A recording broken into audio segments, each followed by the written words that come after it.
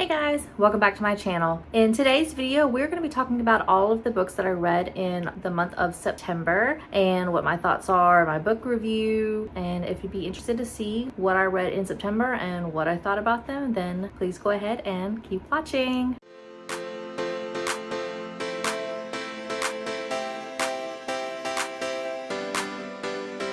So for the month of September, I read, going in, I said I was going to only read books with blue covers. I deviated a little bit from that, which I will be discussing a little bit later. But the first book that I read that did have a blue cover was Things We Never Got Over. Now, this book was 100% driven by Goodreads recommendations and Kindle Unlimited recommendations. This book showed up every single time I logged in. And so I finally broke down, decided to read it. And I did like the book. I gave it 5 stars. I did read it on my Kindle, and one of the drawbacks to reading on Kindle, for me at least, is I like to have a physical book that I can gauge how much longer I have until I finish the book, or how much longer, how many pages I have left for that next chapter. While Kindle does have that like percent, and it'll tell you the number of pages you have, it's not readily apparent how big the book is. As I got about halfway through, I realized I had been reading for a while, and while the book was good, I did not realize this book was over 550 pages. Honestly, the book is good. I gave it 5 stars. I really liked the characters. It had dual point of view. It was very entertaining and I really enjoyed it.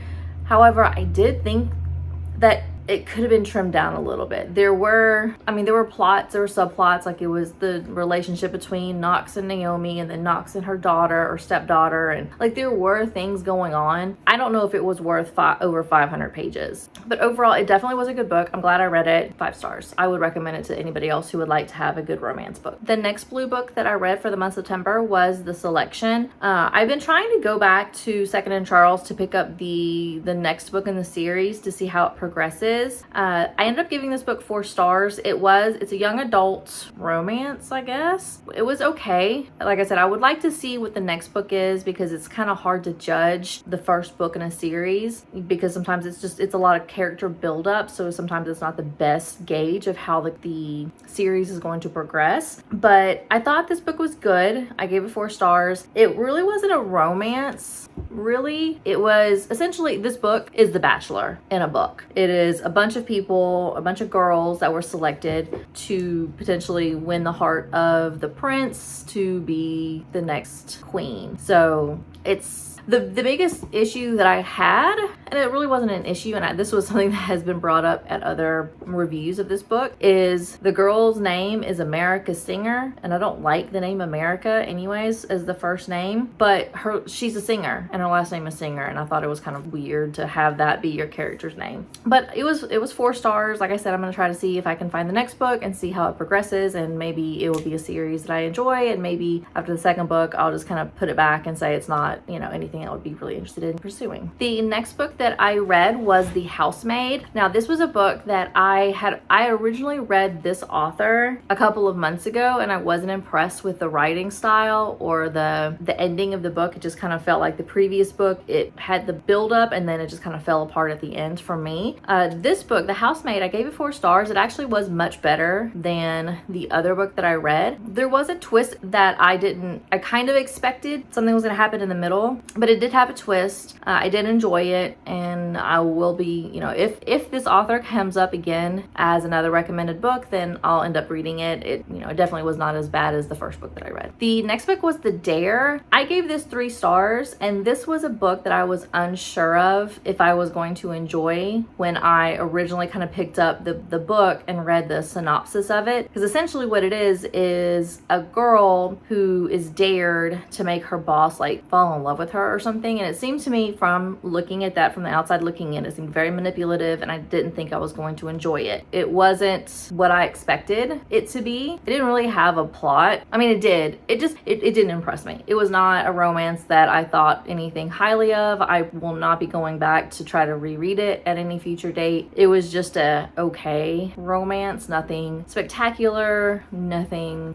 it was just that run-of-the-mill middle tier romance. And now that I'm thinking back back on it, I can't even tell you what any of the characters' names are. That's basically how you gauge how I thought this book was. It wasn't bad, like I didn't hate it, but it wasn't good enough that I remembered any of the character names. The next book that I read was Don't Fall Asleep, and this was another one that was recommended through Kindle Unlimited and through Goodreads. I gave this 4 stars. It's a psychological thriller about a girl who goes to a sleep study, and during her sleep she dreams about a murder, and she has a knife in her hand, but she doesn't remember anything happening with it, and someone in the background is saying that she killed him. She doesn't know who it was. She doesn't remember anything when she wakes up. It's still in her brain, and she keeps having this dream over and over and over again, and this recurring nightmare. So it's her trying to figure out what happened. This one also had a twist in it that I didn't, at the very end, I kind of guessed it, but throughout the book I didn't really understand what was happening, and it kind of kept me on my toes. So it was good. I gave it 4 stars. It wasn't, I think if I wouldn't have guessed the ending, then I probably would have liked it a lot better, but it still was a good book, and I did enjoy reading it. The next book that I read was Risky Business. This was another romance, and it was another 3-star romance. It's basically about this son of this like millionaire who owns a amusement park, who has this really big PR disaster. And so a girl comes in from this PR agency that's supposed to help mend and fix all of any kind of PR disaster. She comes in to try to help bring them back out of whatever issue they had, and it's them kind of, the PR agent and the guy end up having kind of feelings for each other and all of that. It again wasn't anything, I don't remember any of the characters' names, and I just read them 2 weeks ago. So, it was okay. There were parts of it that didn't make any sense to me. It was just, unnecessary, I thought. It was okay. It definitely wasn't anything I was going to go back and reread, or I wasn't going to recommend it to anybody. Okay, so then the next 3 books were deviations from my blue cover theme. And that is because I had a bunch of books on my library hold list, and they all came available pretty much at the same time. And so I had to read them because I've been wanting to read it. And so I ended up putting on hold and receiving from my local library the Cruel Prince, Wicked King, and Queen of Nothing. So those books came available, and I just had to read them because I've been dying to see what, these books were all about. I picked those up. I gave the Cruel Prince 5 stars. I really enjoyed that. I gave the Wicked King 4 stars, and then Queen of Nothing I gave 5 stars. So I really did enjoy the series. Sometimes fantasy is really hard to pick up and understand right away because you're building the world and everything that's going on with the different types of characters. And so I really did enjoy the series. I do plan on picking up the series so I can have it. I do want to reread them in a future date, just because it was a really good fantasy book or fantasy series that I enjoyed. I really liked all the characters. The romance was pretty good. It kind of kept you on your toes as to, how you felt about the king or prince king. It was really good. I did enjoy reading it, and I would recommend it for other people to read. And then the last book that I ended up reading is Shadow and Bone. This is a reread. I read this last year in December, but I really want to read the Six of Crows duology, and I really want to watch the Shadow and Bone series. But I know the series on Netflix is kind of a mixture of Shadow and Bone and the Six of Crows duology inside that season. So I wanted to reread this because I honestly couldn't tell you anything about this book other than like the very beginning I remembered, but I couldn't remember how the book ended. I couldn't remember anything about any of the characters. So I did pick this book up. I don't remember. I think I rated a 4-star in December of last year. This time around, after reading it, I gave it 5 stars. I really did enjoy it. I'm really excited to see the next book. I do have the second book over here that I got from the library. That was another book that came up on hold. I do plan on reading the 3 books in this series, and then I will plan on reading hopefully the Six Six of Crows I'll be able to get in like November, December time frame. That's kind of my goal.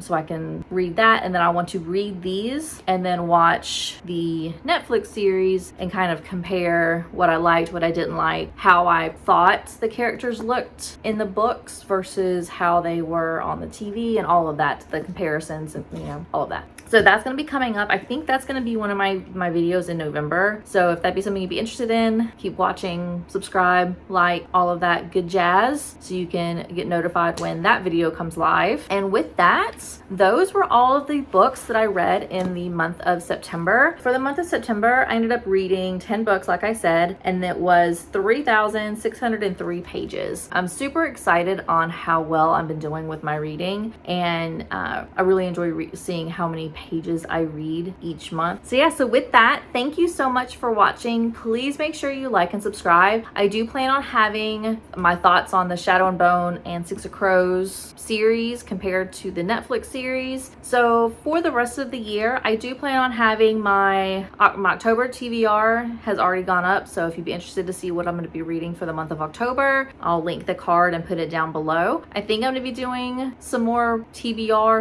/ book reviews for the remaining of the year. I don't know though. I think I might deviate. Instead of having a TBR at the beginning of the month and then a recap at the end of the month, I may end up changing that up and just talking about exciting books that I'm reading during the month and having like specific videos, vlogs on those individual books and not the month as a whole, because this month I deviated from my TBR. The month of October, I already have a couple of books that I'm going to be reading that are not part of my planned TBR video. So I think I'm going to be changing it up. But with that, thank you so much for watching. Make sure you like and subscribe, and I will be seeing you in my next video. Bye.